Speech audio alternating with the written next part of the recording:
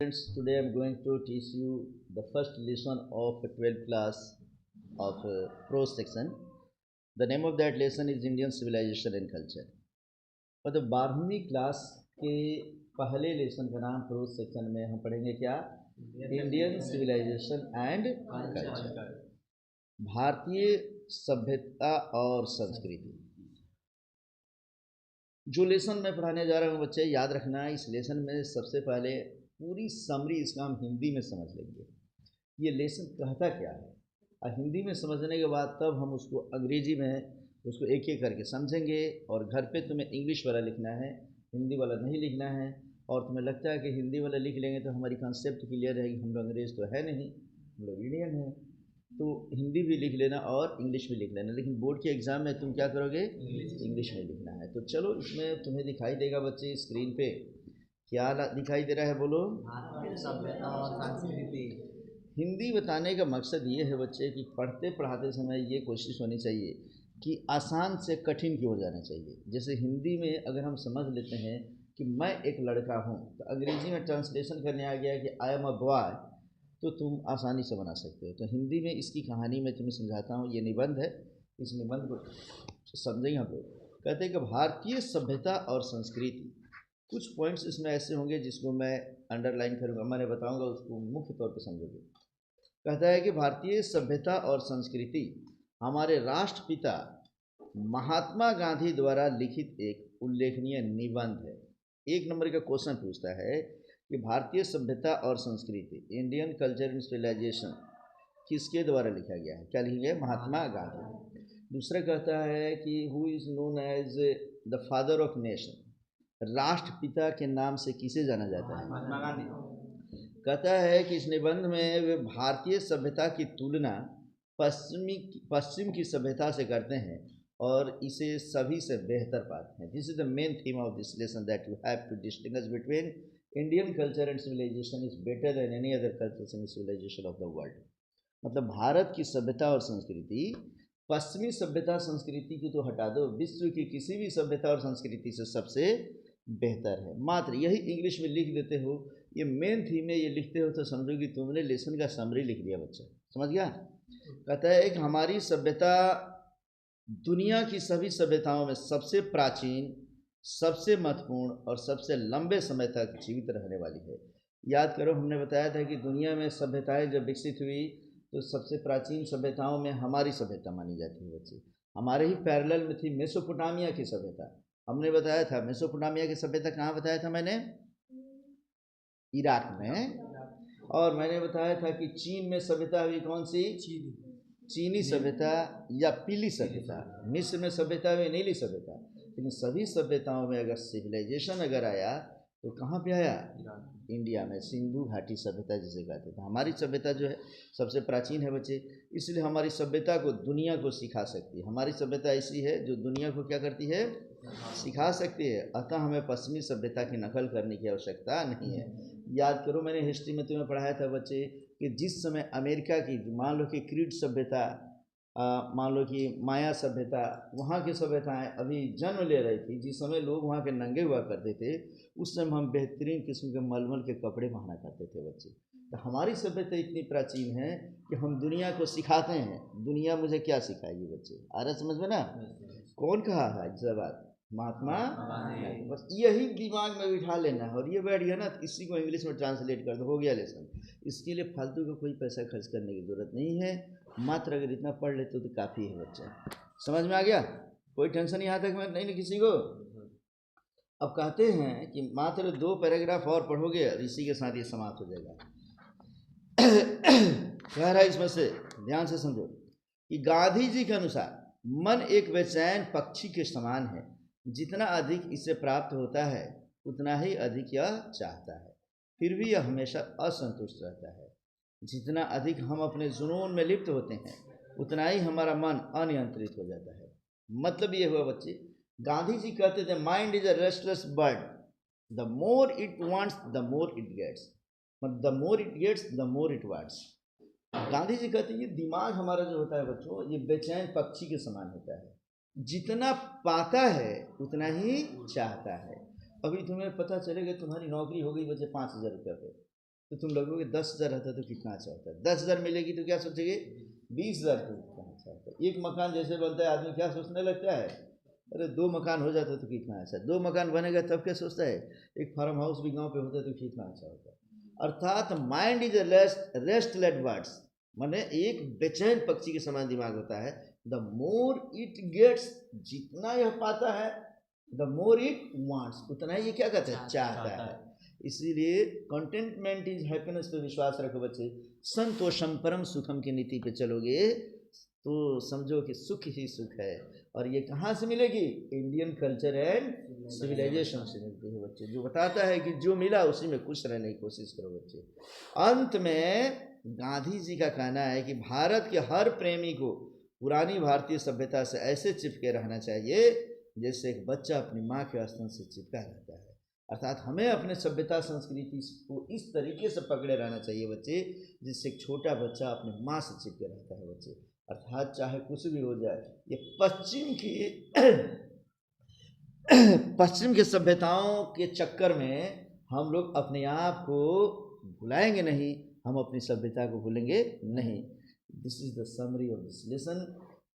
इस लेसन का यही सारांश है बच्चे, जिसका नाम क्या है, भारतीय सभ्यता और संस्कृति। क्या पूरा समझ में आ गया बच्चे, पूरा समझ में आ गया। तब इसी को तो अंग्रेजी में समझाएंगे हम, अब मैं समझाऊंगा इंग्लिश में और तुम बताओगे हिंदी में। अब ठीक है बच्चे, now listen to me carefully. Indian civilisation and culture, the first lesson of your prose section, I have to describe in this section that. कहता है कि इंडियन सिविलाइजेशन एंड कल्चर, भारतीय सभ्यता और संस्कृति। कहता है कि Indian civilisation and culture has been written by Mahatma Gandhi. अर्थात भारतीय सभ्यता और संस्कृति, Indian culture and civilisation has been written का मतलब होता है लिखा गया है। हैज़ बीन रिटेन मतलब क्या हुआ, लिखा गया है। बाय महात्मा गांधी, किसके द्वारा लिखा गया बच्चा? Suppose this is the question in your examination that who has written Indian civilisation and culture, what will you reply? Mahatma Gandhi. Is it clear? 1 number का क्वेश्चन तैयार होगा बच्चा, ऑब्जेक्टिव। कहता है कि ही रोट, उन्होंने लिखा, क्या लिखा जी? मेनी स्टोरीज, एसेज, उन्होंने कई सारी कहानियां लिखी है, कई सारे निबंध लिखे हैं। This is one of them, यह उनमें से एक है। क्लियर है बच्चे? This is one of them, one of them का मतलब होता है उनमें से एक। क्लियर है? यहाँ तक कोई दिक्कत नहीं ना? सपोज कोई भी लेसन पूछता है तो तुम इसी तरीके से लिखो। सपोज तुम दूसरा लेसन पूछेगा, Bharat is my home, what is the second lesson of your prose section? Bharat is my home. और किसने लिखा है बच्चे? डॉक्टर जाकिर हुसैन। उनके बारे में भी क्या लिखोगे? लिखोगे जैसे यहाँ पे लिखा है Indian civilisation and culture has been written by Mahatma Gandhi, तो वहाँ क्या लिखोगे? Bharat is my home has been written by doctor Zakir Hussain. अब डॉक्टर जाकिर हुसैन में भी हम लिख देंगे क्या? He wrote many stories, essays, उन्होंने कई सारे स्टोरीज लिखा है, और उसमें लिखेंगे this is one of them, यह उनमें से एक है। What do mean? मतलब ये हुआ कि अगर एक समरी तुम याद करते हो बच्चे, इसी के बेस पे हम सबका समरी लिखेंगे।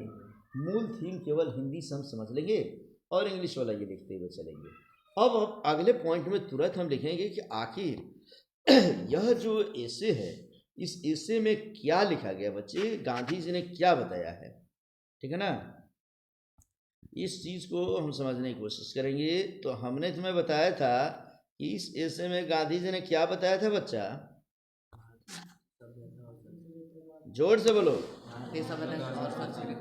हाँ, मतलब इन दिस एसे, इस एसे में कहता है कि he has tried to distinguish between Indian civilisation and modern civilisation.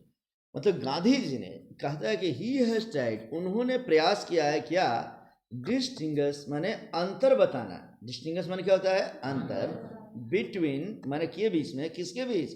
Indian civilization and modern civilization. Mainly we can say that in the place of modern civilization, Western civilization.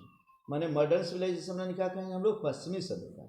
Gandhi ji के बारे में बताया है, Gandhi ji has tried to distinguish between Indian civilization and modern civilization. It means he has to try to compare between our civilization and Western civilization.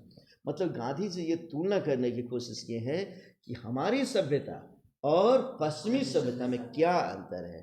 And can you tell me which civilization is better, our civilization or Western civilization? Our civilization. और यही तो लिख देना है कि according to Gandhi he said that our civilization is better than any other civilization in the world. हमारी जो सभ्यता है विश्व की किसी भी सभ्यता से वो सबसे बेहतर है. क्लियर है बच्चे? तो वही कहता है कि according to him, अर्थात according to Mahatma Gandhi. according to का मतलब होता है के अनुसार. अगर कह दिए according to him मतलब उनके अनुसार, according to गांधी जी तो गांधी जी के अनुसार, अकॉर्डिंग टू जाकिर हुसैन क्या होगा बोलो? जाकिर हुसैन के अनुसार. बोले अकॉर्डिंग टू माय फादर मतलब मेरे पिता के अनुसार. बोल नहीं रहे हो बच्चा तुम, एकदम समझ में नहीं आ रहा है क्या तुम्हें? तो आवाज निकलना चाहिए. बोलो अकॉर्डिंग टू माय मदर, मेरे माता जी के अनुसार. आ रहा समझ में ना? मान लो कहते हैं अकॉर्डिंग टू नरेंद्र मोदी, यह एक फ्रेज हो गया बच्चे. अकॉर्डिंग टू मतलब क्या होता है? के अनुसार. तो अकॉर्डिंग टू हिम माने उनके अनुसार, माने किनके अनुसार? गांधी जी के अनुसार. कहता है modern civilisation teaches the lesson of materiality while Indian civilization teaches that simple living and high thinking. दोनों में खूब बेहतर तरीके से अंतर समझो बच्चे. कहता है कि modern civilisation teaches the lesson of materiality. जो मॉडर्न सिविलाइजेशन है, आधुनिक सभ्यता है, पश्चिमी सभ्यता है, वह हमें सिखाता है कि मटेरियलिटी का मतलब होता है कि भौतिकवाद में जियो. जो सामने दिख रहा है ना उसी में जियो. आज तुम्हें मेरे साथ खुश रहने का मन कर रहा है, मेरे साथ खुश रहो.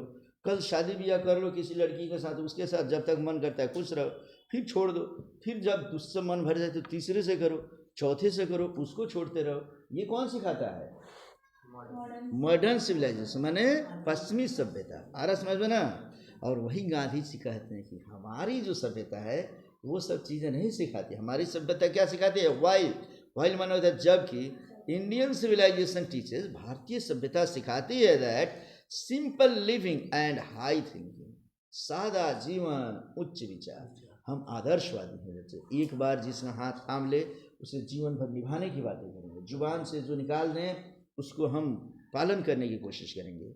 हम भूखों को खिलाने की कोशिश करेंगे, गरीबों की मदद करने की कोशिश करेंगे. जबकि पश्चिमी सभ्यता कहता है कि हम अपने खुशी के लिए अगर किसी को मारना हो पीटना हो तभी कोई दिक्कत नहीं, हम कैसे खुश रहे वो मटेरियलिटी पे माने ध्यान देता है. और गांधी जी स्पिरिचुअलिटी पे ध्यान देते हैं, आध्यात्मिकता पे ध्यान देते हैं.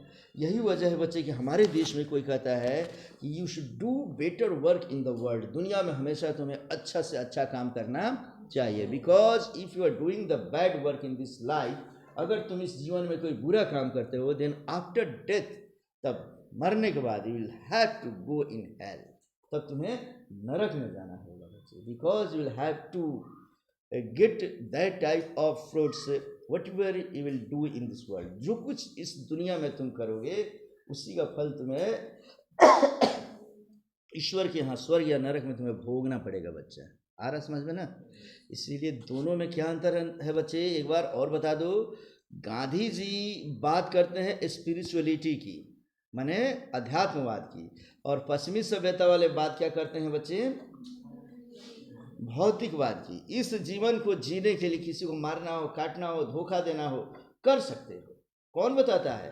पश्चिमी सभ्यता, वेस्टर्न सिविलाइजेशन. लेकिन हमारी सिविलाइजेशन कहते हैं कि by doing any type of work then you will have to get that type of result in heaven और हेल. अगर जो कुछ तुम यहाँ करोगे उसका फल तुम्हें स्वर्ग या नरक में क्या करना होगा? भोगना पड़ेगा बच्चे. समझ में आ गया? अंतर समझ गया सर? तब कहता क्या है इसमें से? फिर गांधी जी आगे क्या कहते हैं इसे समझो. कहते हैं कि our ancestors followed the principle of and lived a happy life. Our ancestors का मतलब होता है हमारे पूर्वज, एंसेस्टर में क्या होता है बच्चे? पूर्वज। जैसे ही मैं कुछ बोलता हूँ वीडियो को पॉज करोगे, रोकोगे और इसका वर्ड मीनिंग क्या करोगे? लिख लोगे। कोई टेंशन किसी को नहीं ना जी। तो कहते हैं फॉलोड, माने वे अनुसरण किया करते थे किसका? द प्रिंसिपल एंड प्रिंसिपल माने उस सिद्धांत का अनुसरण करते हैं। मान लो कि अगर कहता है हम निज परोवेती गणनालोक चेत सामुदार चरित नाम तु वसुदैव कुटुंबकम, हमारा सिद्धांत है कि यह मेरा यह तेरा, हम ऐसे तुच्छ भावना नहीं रखते हैं। उदार चरित नाम तो वसुधैव कुटुंबकम, हम लोग तो इतने उदार चरित्र के हैं, पूरी वसुधा ही हमको कुटुंब लगता है, परिवार लगता है बच्चे। दुनिया का कोई भी व्यक्ति मरे, अमेरिका में अगर कोई मरे या पाकिस्तान में, हम लोग को दुख होता है बच्चे। ये कौन से कहते हैं? भारतीय सभ्यता संस्कृति के लोग। तो इसका पालन हमारे एंसेस्टर्स करते थे। कौन करते थे जी? हमारे पूर्वज। And lived a happy life, और एक प्रसन्न जीवन जिया करते थे। हमारे पूर्वज ऐसा करते थे, इसीलिए सुखी लाइफ जीते थे बच्चे। और उनकी उम्र होती थी कितना? 150, 500, 1000 साल, 100 साल। और हम ये सब चीज़ छोड़ते चले जा रहे हैं, तो हम लोग मर जा रहे हैं कितने साल पे? 60 साल होते होते एकदम मर जा रहे हैं बच्चे। अल्लाह को प्यारे हो जा रहे हैं, राम नाम सत्य हो जाता है। अर्थात जैसे ही हमारे मन में पाप आएगा, हम पश्चिमी सभ्यता की तरफ ढलेंगे, हमारी आयु भी क्या हो जा रही है? गांधी जी क्या कहते हैं? They did not run behind money. Gandhi ji कहते हैं कि हमारे जो पूर्वज है, our ancestors did not run, वे नहीं दौड़ते थे बिहाइंड मनी, मनी के पीछे, धन के पीछे वे नहीं दौड़ते थे बच्चे। एंड दैट इज वाई, और इसलिए, दैट इज वाई का मतलब क्या होता है जी? इसलिए दे वे सेटिस्फाइड, और इसलिए वे संतुष्ट रहते थे। समझ में आ रहा है? और our life, Western civilization says that if you are doing your life, if you are living your better life, then you should run behind the money.